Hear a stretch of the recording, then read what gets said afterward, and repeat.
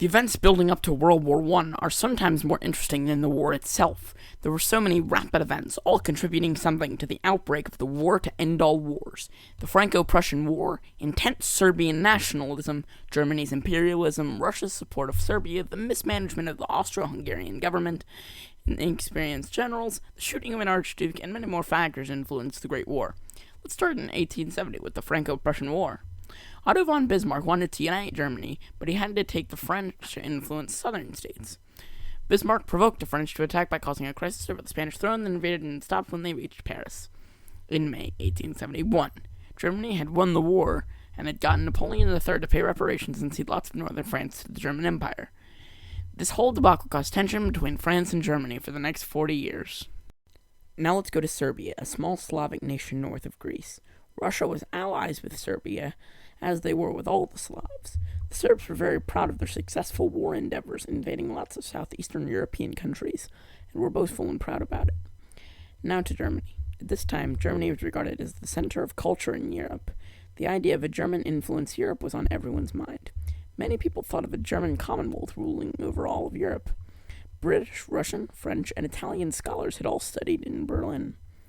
Public reception, even outside of its borders, was overall positive.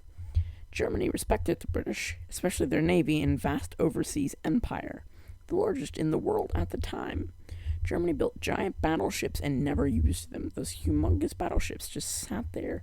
The Austro-Hungarian Empire, an ally of Germany's, had a serious mismanagement problem caused by their 84-year-old leader. Actually, in stark contrast to the rest of Europe, Austria was very odd. While other nations were going into an age of nationalism, Austria had about 14 national anthems. This was because of the nature of the empire and that it was a constituent country, or a country made of countries like the UK, the Kingdom of the Netherlands, and Denmark. Europe was being held up by a complex house of cards. If you were to pull one card out, all other cards would fall, but few directly because of the card that was pulled. The Triple Entente between the UK, France, and Russia was formed to sandwich in Germany and Austria-Hungary, with France controlling the Mediterranean and their border in Germany's west, the UK giving Germany from the North Sea, and Russia controlling a large border in Germany and Austria-Hungary's east sides. Russia was also allies with many Slavic nations to the south of Austria-Hungary, and the US and Italy later joined this alliance. The central powers of Germany and Austria-Hungary were the real major nations in Central and Eastern Europe. The Austro-Hungarians were not friendly with the Serbs and had plans to invade. The Germans were friendly with the Ottoman Empire, which would have been a disaster for Russia as the two were big trading partners. The assassination of Austrian Archduke Franz Ferdinand was one of the main causes of World War I. Franz Ferdinand was next in line for the throne of Austria, but was generally disapproved of by the Austrians. Franz was conservative, hated the Hungarians, thought the Slavs were worse than humans, and had been known to say the Serbs were pigs.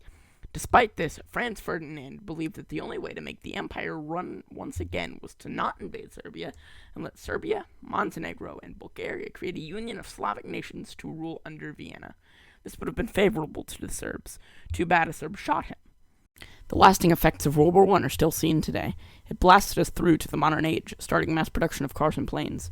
It was the first large-scale modern war and made everyone realize the war was evolving. Generals stuck in the past were given a reality check and made Europe the continent and industrial giant it is today.